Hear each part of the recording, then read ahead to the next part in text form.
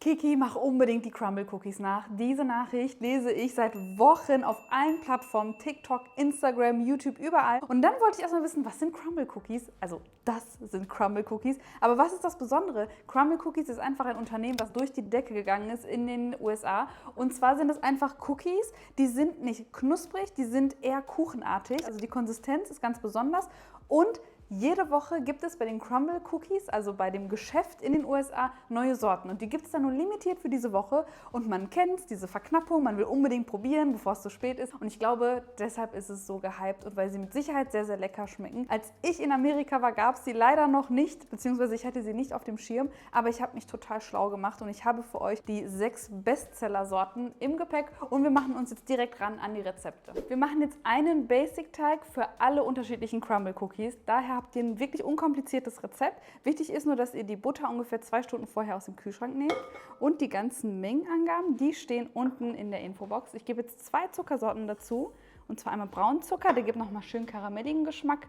Und weißen Zucker natürlich. Und für den Basisgeschmack auch noch Vanilleextrakt. Nachdem ihr das Ganze 3 Minuten lang gemixt habt, gebt ihr die Eier mit hinzu und verrührt sie so lange, bis sie sich verbunden haben. Anschließend Backpulver mit Mehl vorab vermengen und mit zur Masse geben. Am besten auch immer schrittweise. Dann erhaltet ihr einen Teig, der hat so ein bisschen die Konsistenz wie von einem Muffinteig, ist also noch recht weich. Daher am besten einmal hier den Aufsatz abnehmen und dann nochmal für 20 bis 25 Minuten in den Kühlschrank stellen. Aber in der Zwischenzeit hole ich schon mal die Zutaten für die ganzen Crumble Cookie Sorten. Als nächstes machen wir das Cream Cheese Frosting. Das ist auch ganz, ganz typisch für die Crumble Cookies und fast bei jedem Crumble Cookie quasi nochmal das Topping. Wir nehmen dafür ganz viel Puderzucker, Butter, die sollte auch zimmerwarm sein. Außerdem Doppelrahm Frischkäse, bitte die volle Fettstufe nehmen. Hier kann man nicht sparen, denn sonst wird das Ganze einfach zu weich. Und natürlich Vanilleextrakt als Basis. Das gebe ich jetzt hier alles in meine Schüssel. Puderzucker am besten 7 und dann alles gut miteinander verrühren.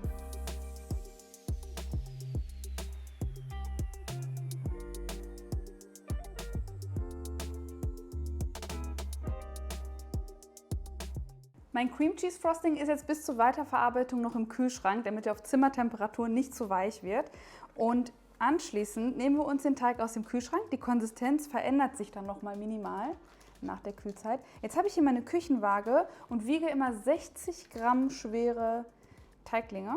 So, einmal in die Hand nehmen. Es ist noch ein bisschen klebrig, also wenn ihr möchtet, das mache ich jetzt auch, nehmt ihr euch einfach die Hände, geht ans Waschbecken oder ich nehme mir gleich vielleicht eine Schüssel mit Wasser, weil dann könnt ihr nämlich den Teig viel besser anheben, nochmal zu so einer kleinen Kugel formen und dann mit ganz viel Abstand aufs Blech legen und nochmal so ganz fein andrücken, aber nicht zu flach, weil sie gehen gleich beim Backen sowieso noch auseinander. Für die Carrot Cake Variante schöpfen wir uns jetzt 3 mal 60, also 180 Gramm Teig ab. Das reicht dann für 3 Cookies. Und da kommen dann geriebene Möhren mit rein und das war es dann auch schon.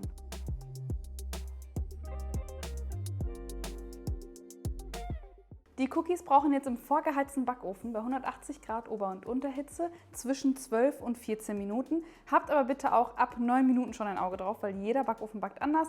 Mal ist er einfach heißer, auch wenn da 180 Grad steht, und mal ist er einfach kälter.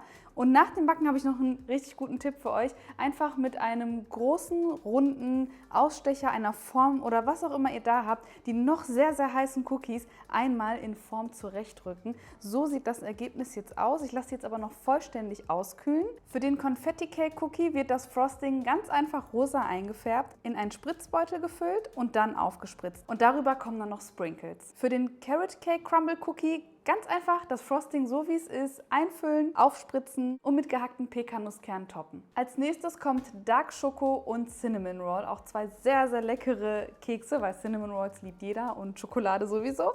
Jetzt nehme ich erstmal wieder 180 Gramm vom Teig in meine kleine Schüssel. Und für Dark Schoko ist super einfach. Gebt ihr einfach zu den 180 Gramm noch einen Esslöffel Backkakao, einen Schuss Milch, verrührt das und gebt dann anschließend noch Vollmilch-Schokodrops mit dazu. Und für die nächste Sorte nehmen wir wieder den Basic Vanilleteig und geben da auch 3 mal je 60 Gramm aufs Blech.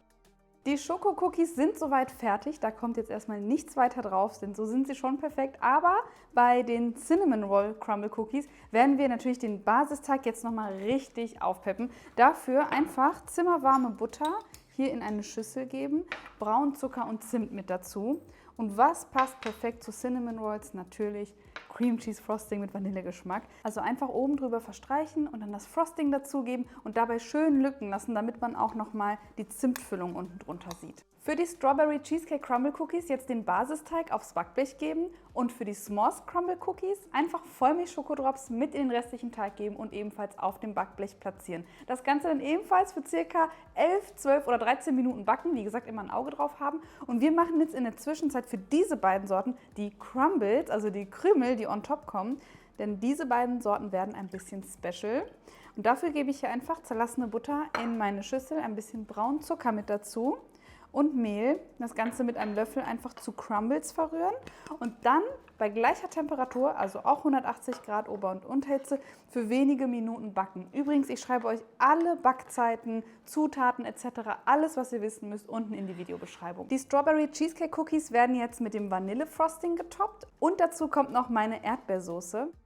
Für die S'mores Cookies vorab Kuvertüre schmelzen und nach dem Backen Marshmallow Fluff in einen Spritzbeutel geben und zentral platzieren. Wenn ihr möchtet, könnt ihr das noch flambieren und mit der Schokolade abschließend garnieren. Auf beide Cookies kommen jetzt noch die leckeren Crumbles.